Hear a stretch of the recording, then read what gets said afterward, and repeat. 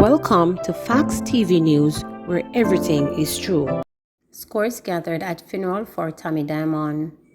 Scores of mourners were at the Randy Williams Entertainment Center in St. Andrew for the funeral service of reggae stalwart Donald Tommy Diamond Shaw, one-third of the iconic Mighty Diamonds musical trio.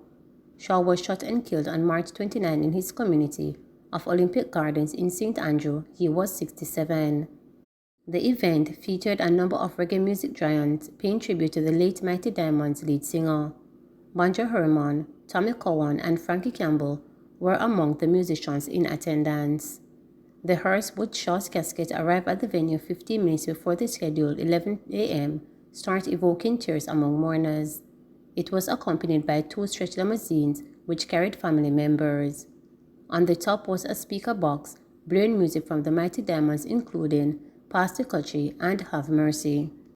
Arden High launches comprehensive COVID testing.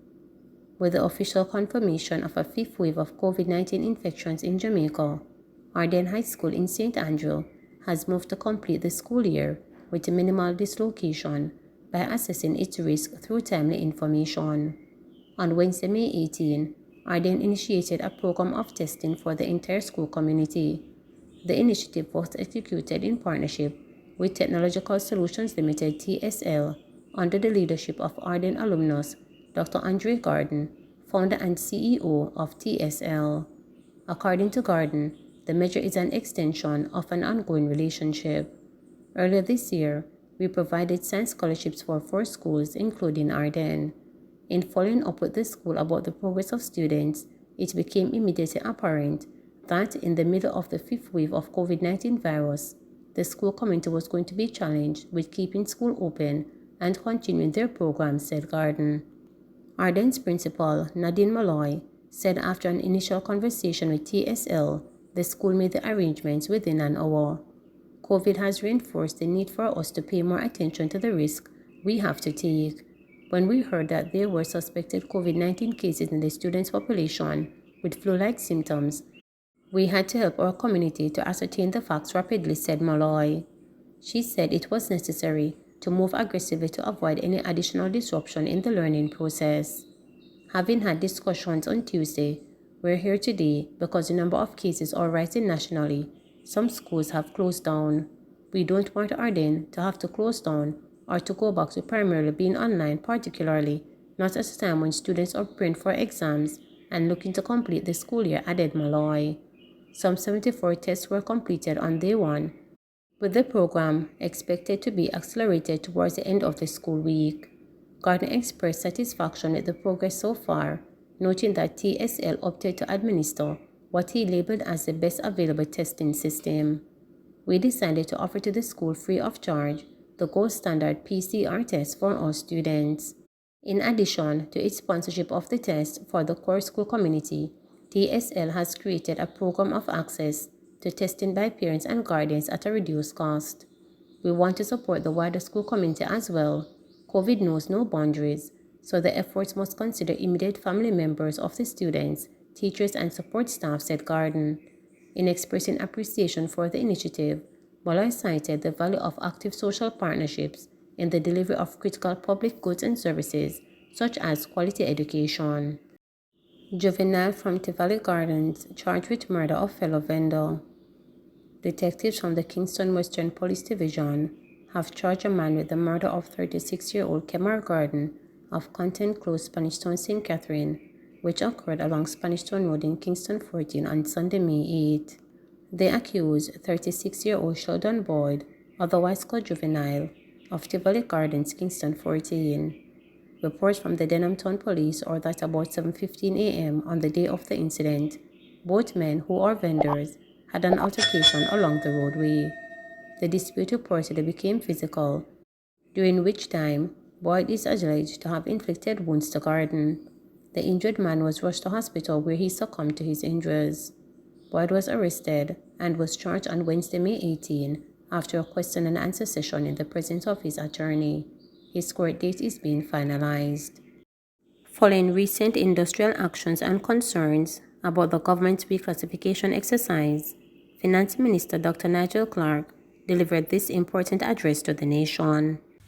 Many of us would have observed the incidences of industrial action in the public sector last week with concern. Jamaica has shown great resilience in the face of monumental and historic economic adversity brought on by the global COVID-19 pandemic, and today we are experiencing a recovery of jobs and economic output way ahead of other countries in our region, and in a manner that defies our historical experience. Companies are expanding, new hotels are being built, and residential and commercial and warehousing construction continues to increase. For the first time in living memory, many businesses are actually reporting a shortage in available labor. Jamaica is undoubtedly moving forward, though we still have a long way to go. However, this much needed economic recovery can easily be interrupted and reversed if services are disrupted due to industrial action. Such a reversal would set Jamaica back tremendously, costing jobs. This would negatively impact us all, from the decline in government revenues that would follow and the cuts in budgetary expenditure that would then become necessary. Jamaica cannot afford this. On behalf of all Jamaicans, therefore, I appeal to all public sector employees for patience and for calm. We understand your apprehension. We understand your fear. We know that you have been waiting a long time for the compensation restructuring reform, and many are now anxious about what it might mean for you. We know you have been hearing things, sharing figures, viewing calculations, and there may be some misunderstandings about how this will all work. It is certainly possible that in some instances you are receiving partial and incomplete information out of context. I humbly ask that you avoid conclusions at this point. There is a consultative process underway. Things will be much clearer once these consultations with your union or bargaining group are completed. For a complex and ambitious reform such as this restructuring of public sector compensation across all of government for 110,000 public sector employees organized into 47 central government bargaining units and 140 public bodies, there has to be an established process as we drive towards implementation. The process is that for those who work in central government, civil servants, police, teachers, nurses, doctors, dentists, other healthcare workers, correctional officers, firefighters, etc., we have been engaged in consultations with your union and bargaining group representatives. The Ministry of Finance and the Public Service has already met with 45 out of the 47 central government bargaining groups and unions. You will have the opportunity to provide feedback, which will be considered in the second round of consultations, which will shortly begin. There is therefore an established mechanism through which concerns, misconceptions, and/or misunderstandings can be addressed. Please take us at our word that no public sector employee will be worse off. Some persons have responded to this assurance with calculations, valid or invalid, that supposedly demonstrate a decline in net pay as a supposed refutation of this assurance. This is misplaced. The assurance is not a statement that contends that everyone is better off with the proposals on the table. We are aware that in any set of proposals designed to cover 110,000 public sector employees, there could be cases where the proposed changes lead to less net pay. What the assurance instead means, however, is that wherever through reasoned, objective, and data-driven feedback, it can be proven that someone would indeed be worse off, we will work to find a fix. For public sector employees employed to public bodies, I know that you have heard where your colleagues in central government are in receipt of information about the compensation restructuring, and your management and your representatives have not yet been able to tell you when your consultations will begin. This has been met with displeasure. I completely understand that.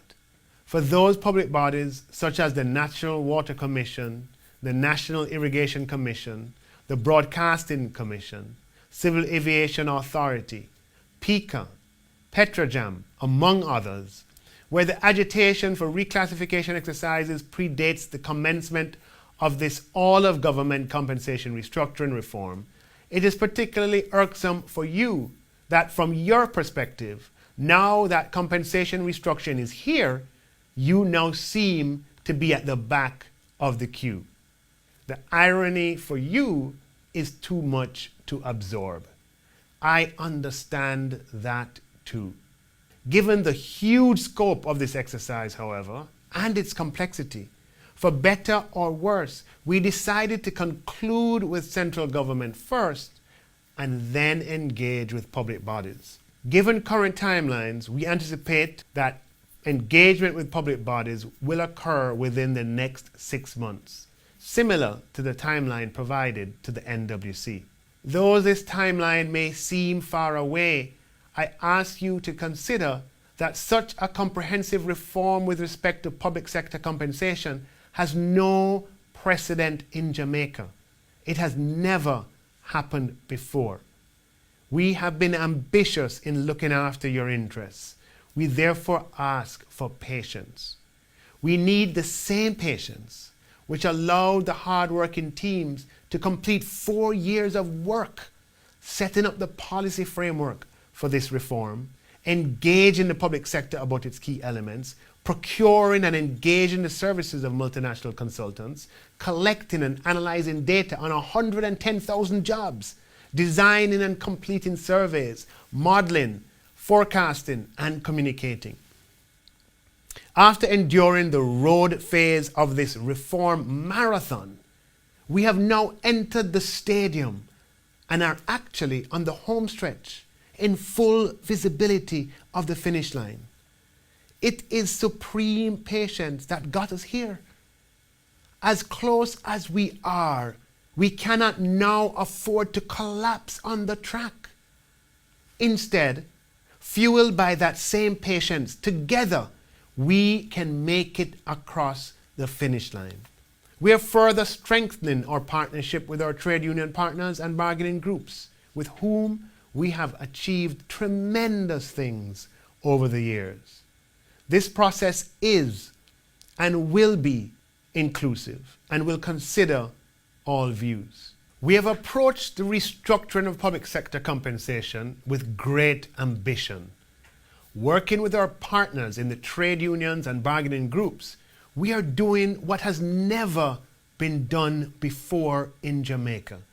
The public sector has been through a long night, and the day of reform finally approaches. But, my fellow Jamaicans, it is always darkest just before dawn. Let not the darkness of this brief pre-dawn period lead us to stumble as a society. Kicking our own can of milk over, even if unintended, will only delay the emergence of daylight. And even then, with spilt milk, daylight would not be sustained. Patience and orderly discourse, on the other hand, will allow a sustainable dawn to emerge. You can rely on the partnership between the government, trade unions, and bargaining groups to secure the interests of all public sector employees and the wider Jamaican society as we advance this ambitious necessary and important reform. I will continue to keep you updated. God bless you. Please remember to subscribe, like, share, and click the notification bell for daily updates.